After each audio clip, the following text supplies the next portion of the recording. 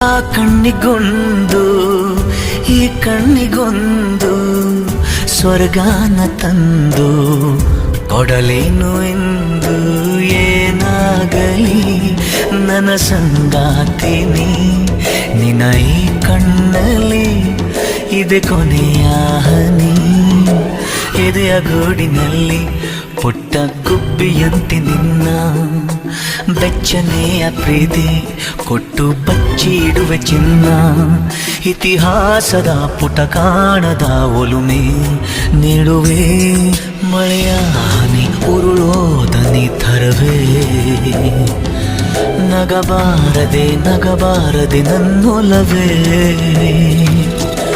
ಸಂಜು ಮತ್ತು ಗೀತ ಸೇರಬೇಕು ಅಂತ